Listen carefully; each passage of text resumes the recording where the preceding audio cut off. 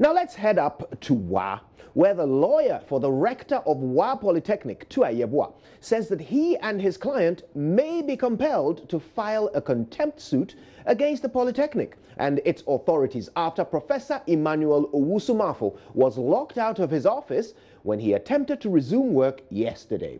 Now, the rector was suspended by the Polytechnic's council, but a Wa High Court this week overturned that suspension. A governing council meeting, which is still underway, was boycotted by Professor Mafo. We're heading now to Wa for an update on that meeting and to get some information from the lawyer. But here is what happened when Professor Mafo went to work yesterday.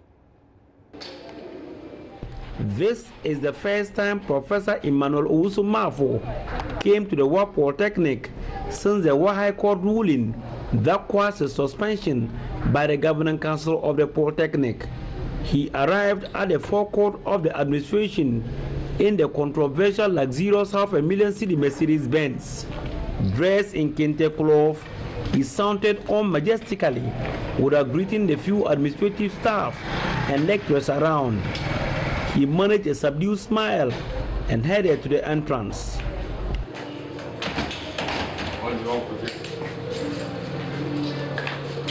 Professor Mafo took few steps and moved to the back of the administration block where two of the doors were located but at opposite sides. They were both under lock and key. I think they might have heard that I was coming to report or just come to my office. And unfortunately, they appear to show that I'm not needed in the office, and they are not ready to comply by the decision of the court that the suspension was illegal, was not done in the normal way. The Governing Council of the Polytechnic scheduled an emergency meeting for Friday, which the embattled rector was invited to. Professor Mafo said he will not be attending because he is not needed at the meeting. He spoke of his strained relationship with some members of the Governing Council. They don't have the respect for me to come in, and so I want to really state it explicitly to your hearing that I will not come to the council meeting. They can reschedule it if they will ensure that I come to the office before another council meeting is held. Because these people who are following me are ensuring that by hook or crook, they take me out. The people against me, most of them, half of them, are from the opposition side, and those are the people in the school, the polytechnic unions. Some of the the government nominees, I would say that not even some. The government nominees, with the exception of the council chairman, they are on my side because they are neutral. They do not play politics. They do not stay here and do all sorts of funny politics. I'm telling you the truth. On claims that he breached procurement procedures to buy luxurious saloon car worth $500,000 Ghana cedis, he said he did no wrong. A vehicle that it was purchased for $500,000 Ghana cedis, as per what you have said, is not something that it was taken from the IGF, Internal Generator Fund. It was allocation that is usually given to every institution. And how you use it, it was presented there. And as I'm talking to you right now, not a cent has been paid by the GET Fund. And so when they say I'm corrupt, in what sense? Immediately he sped off in his Mercedes-Benz. The gates of the administration were open. The administrative staff and the lecturers who were present refused to speak to us. Reporting for JoyNews, Rafik Salam. Wa. We're now able to cross over to Wa, where the meeting of the Governing Council has just concluded, and we're able to speak to the chairman, Professor Daniel Baga. Prof, thank you for speaking to us. Now, you must be aware that the staff locked out Professor Mafo when he resumed work. What exactly is the reason for this?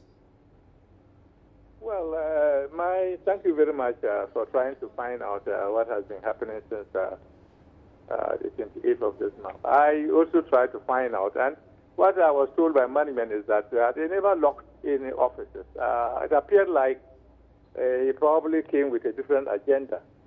Because offices were not locked. Of course, offices that were not in use at the time he came, they were locked. And the manager, what you call the acting director, told me that he came with pressmen and was moving around.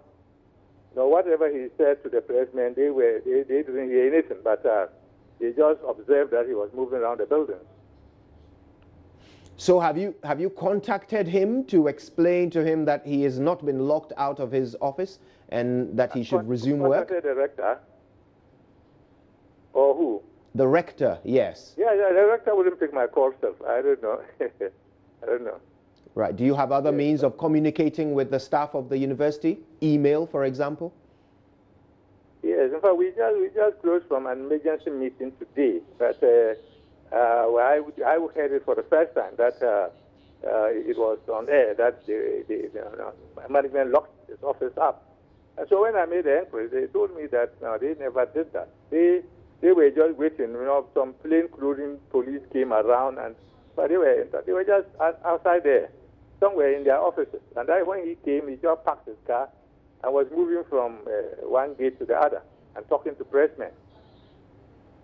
Right, now we're joined by Rafiq Salam, our correspondent in Wa, who covered this story and was there when the rector came on campus and claimed that he had been locked out of his office. Rafiq, we see the rector turning up for work in his kinte and seeking to enter the building. Now, you were there at the time.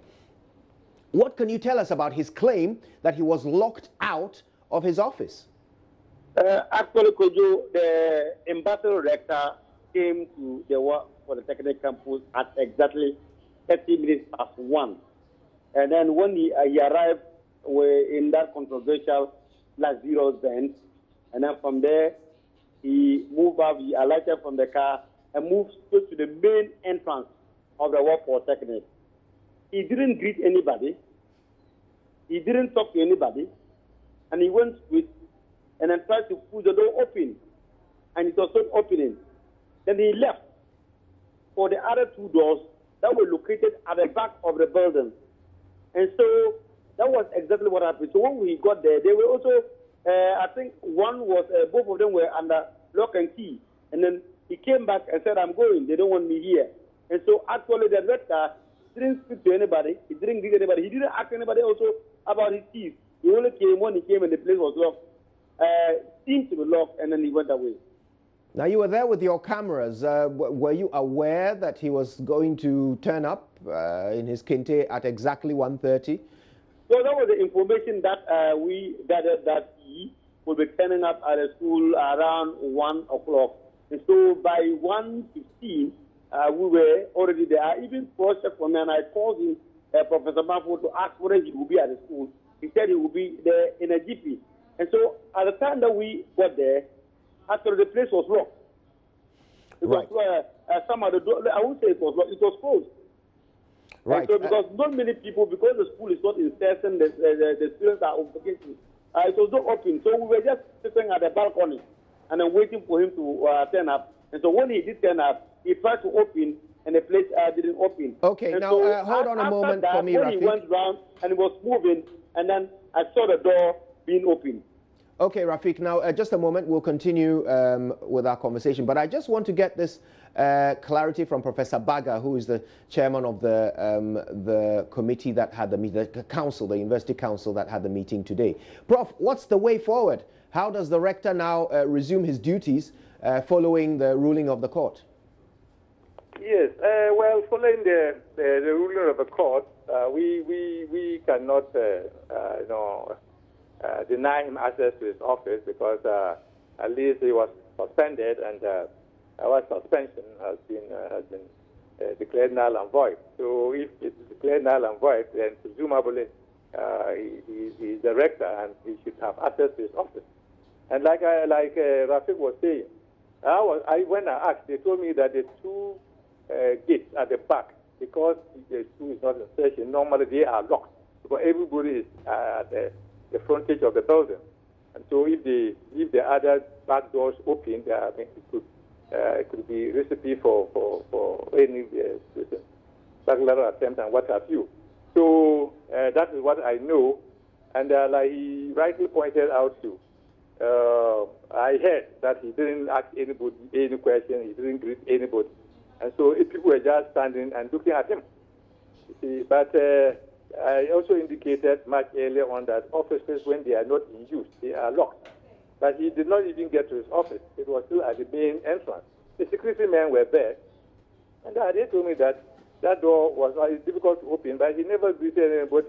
In any case, we are okay. We had our emergency meeting, and we think that yes, the court has ruled, and we are prepared to work with him, provided he wants to work with us.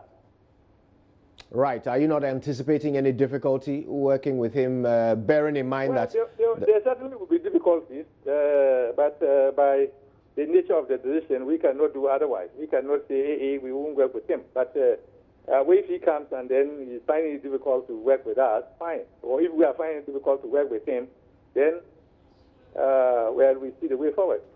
He points to some political divisions in the authorities of the university, and that this whole conflict is along those political lines. What are you able to say about that, Professor Baga? Which political line? I'm not aware of political lines so far as I'm concerned. Very well, thank you. I'm not aware of that. Is he the one saying it, or you heard it from somewhere? Very well, thank you for that clarification. Now, Rafiq, why don't you round up for us by telling us about the mood on campus following all of these recent events? Campus is very calm, and I can tell you that it's raining very heavily here at the campus, and even the few workers that are available, we are trapped in the rain. We can't even go to town. But looking from what really transpired, and like the chairman said, they think that there could be a new lease of life at the school now that they have been able to organize an emergency meeting. And so that is what transpired today at the meeting. All 15 members, except the ambassador rector, was at the meeting. He was the only one who was absent. Thank you very much. And of course, that was Rafiq Salam reporting from a rather rainy Wa this afternoon. So if you're in that area and you're planning to go to work, wrap your kente around you very tight. We're going to